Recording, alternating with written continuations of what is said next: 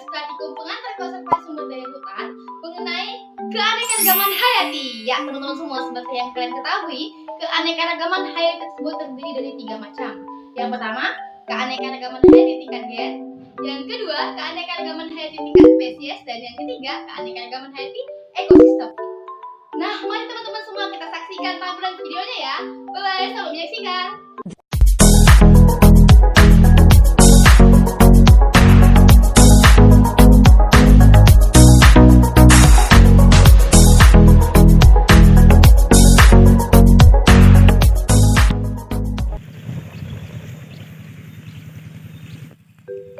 Baik semuanya, mari kita simak mengenai keanekaragaman hayati.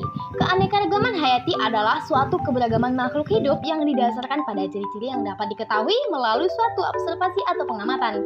Nah, keanekaragaman hayati ini juga merupakan suatu istilah yang digunakan untuk keanekaragaman sumber daya alam yang meliputi jumlah maupun frekuensi dari ekosistem, spesies maupun gen di suatu tempat.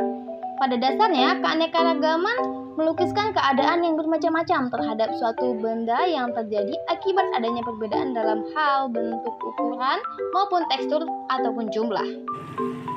Seperti yang kita ketahui, keanekaragaman hayati terjadi dengan tingkatan mulai dari organisme yang rendah hingga tingkat organisme yang tinggi. Tingkatan tersebut ialah sebagai berikut. Yang pertama, keanekaragaman hayati tingkat gen. Keragaman hayati tingkat gen merupakan variasi genetik dalam satu spesies, baik di antara populasi terpisah secara geografis maupun di antara individu dalam satu populasi. Tingkat keragaman gen timbul karena setiap individu mempunyai bentuk-bentuk gen yang khas. Dalam contoh video tersebut, saya mengambil dalam tanaman bunga kertas.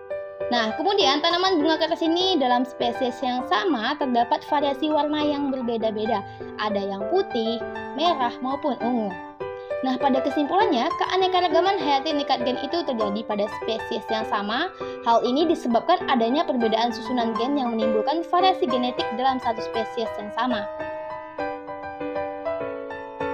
Nah, teman-teman semua, kita lanjut yang kedua, keanekaragaman hayati tingkat spesies. Nah, keanekaragaman hayati tingkat spesies ini menunjukkan keanekaragaman atau variasi yang terdapat pada berbagai jenis atau spesies makhluk hidup dalam satu genus yang sama atau famili yang sama. Pada berbagai spesies tersebut terdapat perbedaan-perbedaan sifat loh. Nah, pada contoh tersebut yang saya ambil itu keanekaragaman hayati tingkat jenis juga terdapat dalam keluarga Palmae atau palem-paleman. Antara kelapa sawit, pohon kelapa, dan pinang terdapat banyak sekali perbedaan baik ciri morfologisnya mulai dari bentuk daun, buah, bunga, dan batang maupun dari ciri fisiologisnya seperti ketahanan terhadap air, umur hidup, dan lain sebagainya. Nah, kendati begitu, semua tanaman tersebut tetap memiliki banyak kesamaan seperti yang bisa kita lihat. Nah, video tersebut menunjukkan suatu spesies berbeda tetapi termasuk ke dalam satu famili yang sama, yaitu Arecaceae. Mari kita lanjutkan keanekaragaman hayati yang ketiga, yaitu keragaman hayati tingkat ekosistem. Keragaman hayati tingkat ekosistem adalah keragaman habitat, komunitas biotik, dan proses ekologi di biosfer atau daratan maupun lautan. Di dalam ekosistem tersebut, seluruh makhluk hidup akan melakukan hubungan timbal balik, baik antar makhluk hidup maupun makhluk hidup yang lainnya di lingkungan atau komponen abiotiknya.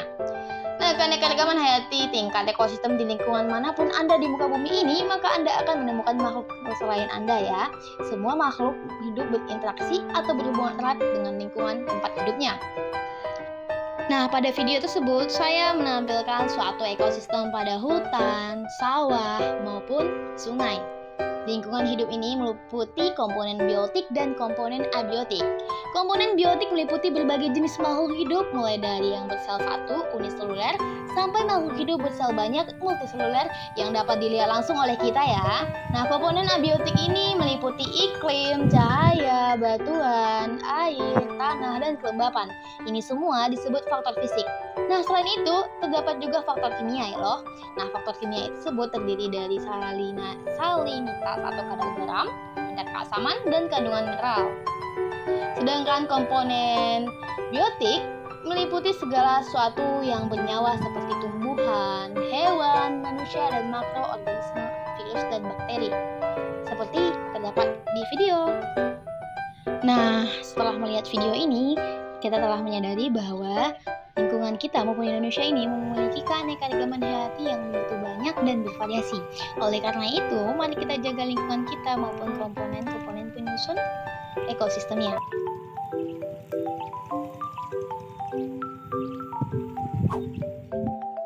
Mungkin sekian video dari saya mengenai keanekaragaman hayati yang ada di sekeliling kita.